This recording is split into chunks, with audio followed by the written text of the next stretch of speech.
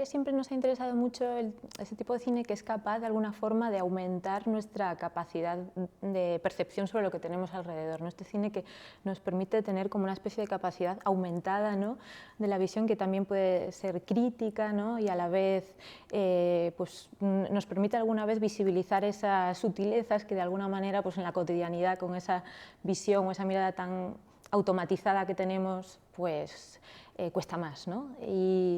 Y bueno, la verdad que llevamos muchos años trabajando juntos y ya hemos ido creando como una especie de sistema, ¿no?, a lo largo del tiempo, pues, que nos ha ido permitiendo pues ir generando, bueno, cada película, que sí que pienso que ninguna se ha producido de la misma manera, son bastante diferentes, pero siempre cada una de ellas, sobre todo en lo que nos fijamos, sobre todo algo que en lo que tenemos mucha insistencia, es en, sobre todo en pensar esa correlación entre el fondo y la forma, ¿no?, y pensar muy bien en cómo formalizar cada película, ¿no?, en relación a ese fondo. Entonces, por eso son películas un poco mutantes, aunque comparten muchas temáticas y muchos ejes, ¿no?, pero realmente creo que sí que mantenemos un poco esa pulsión de estar siempre pensando en cómo darle forma a esas ideas, ¿no?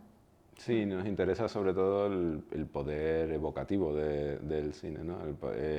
La capacidad que comentaba Elena antes de percepción aumentada del lenguaje asociativo sobre el causal, de las rupturas de los puntos de vista hegemónicos, una serie de paradigmas del lenguaje cinematográfico tras cuyo cuestionamiento podemos llegar a percibir el mundo de una forma que nos parece más emancipadora, que es el final de todo esto, ¿no? Lo que buscamos siempre es intentar generar, disfrutar y compartir experiencias inspiradoras para la vida.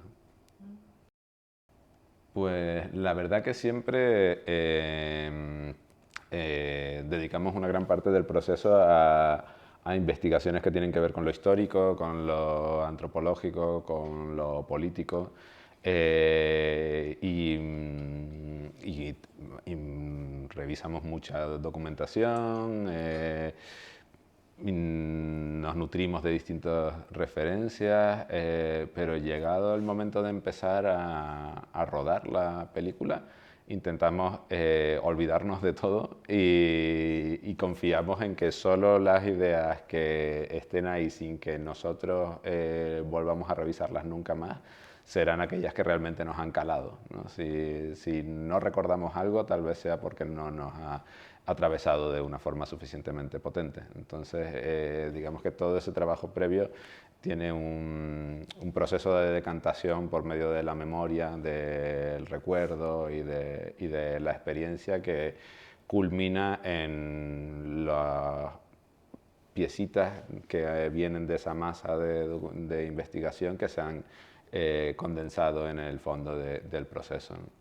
Y también quizá para que no tenga tanta carga, ¿no?, todo ese proceso investigativo, ¿no?, que también nos dé como cierta libertad a la hora de pues pensar derivas posibles, o también poder especular también sobre ese pasado, ¿no?, no tener que atenernos a ese historicismo tan cerrado, ¿no?, que de alguna manera también creo que es una forma de encerrar incluso la propia historia en un relato pues igual hegemónico, ¿no? Entonces también permitirnos pensar desvíos posibles, nuevos referentes con los que sentirnos más identificadas, ¿no?, ¿por qué no?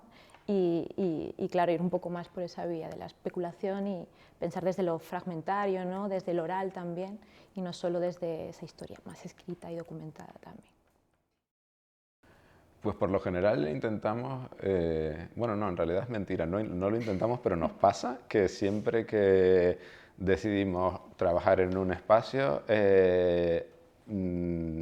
o sabemos de antemano o acabamos descubriendo una historia oculta de ese espacio en el que estamos trabajando que nos inspira enormemente. Y a veces ha sido de forma totalmente azarosa, ¿no? Pero eso que descubrimos intentamos que esté presente en nuestro proceso, y también tiene algo que ver con el hecho de compartir un hallazgo, ¿no? Como hay muchas veces que nosotros descubrimos ciertas historias pertenecientes o encapsuladas en espacios en los que vamos a rodar. Creo que tal vez por eso, o más bien por esa fascinación, acaban transmitiéndose en las películas, más allá de que no estén de forma manifiesta, ¿no? En los espacios en los que trabajamos siempre buscamos como invocar unos espectros que consideramos que continúan ahí, ¿no? No creemos que las presencias y las experiencias se acaben con el trasvase de cuerpos, ¿no? Más allá de que un cuerpo deje de estar en un lugar, su experiencia va a continuar ahí, ¿no?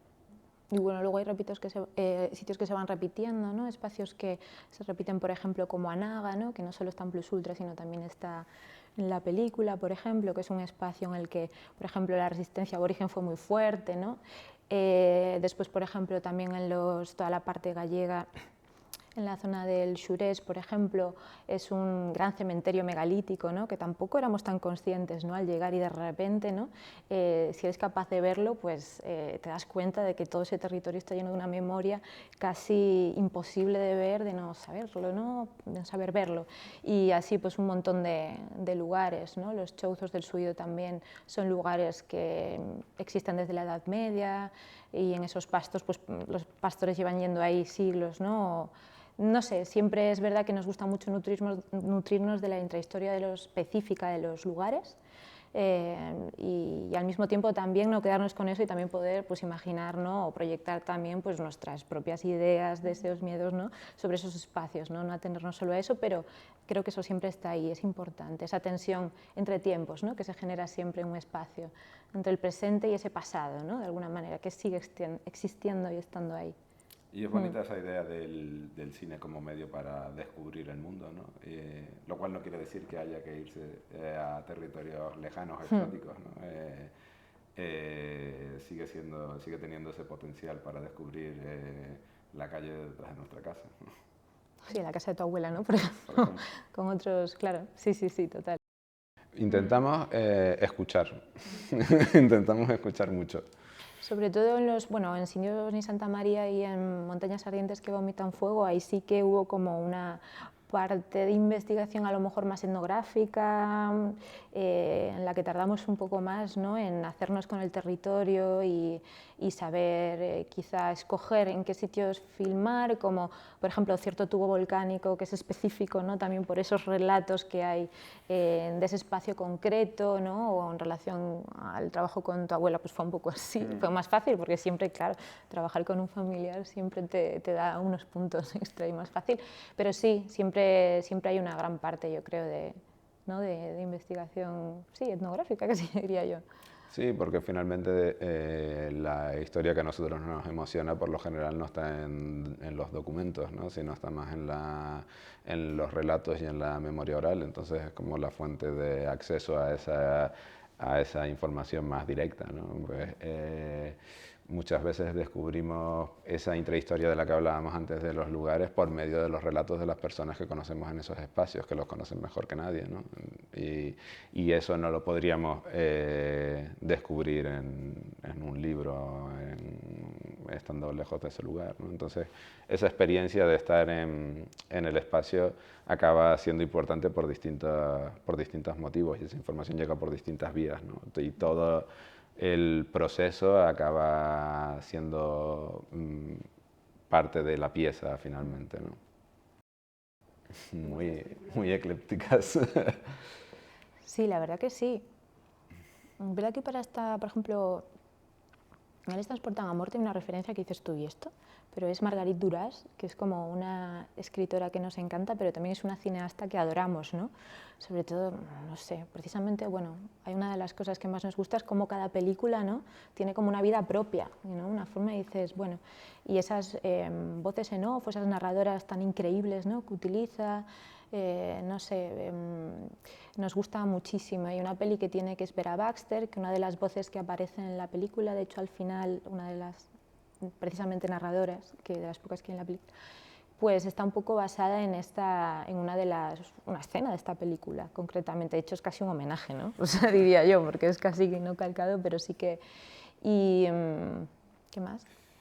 Y el cine de Jan Epstein, por ejemplo, ¿no? Me parece muy emocionante, ¿no? Como hacer convivir lo atávico y lo político. Digamos, como todos los cineastas que han trabajado en esa línea nos parecen muy emocionantes. Epstein, Vittorio De Sitta, Pasolini, Cocteau.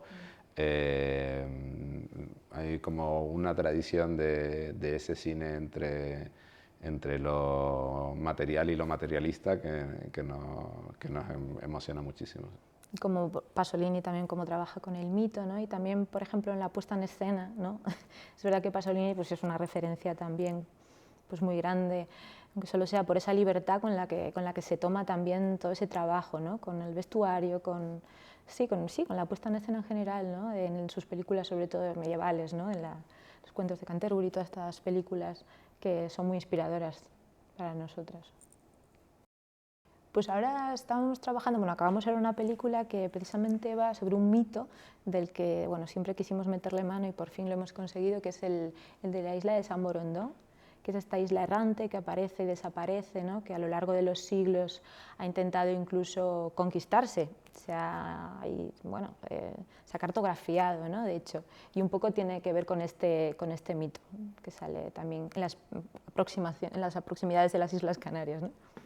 Sí, y estamos trabajando en un largometraje que se llama Bajo Risco, que está ambientado en el siglo XVII en la isla de la Graciosa, durante una gran sequía, y está centrado en una esclava morisca que tiene que hacer un viaje muy largo a la isla de Lanzarote para conseguir agua y salvar la vida de su madre, ¿no? Como una historia entre lo épico y lo trágico en medio de una gran sequía.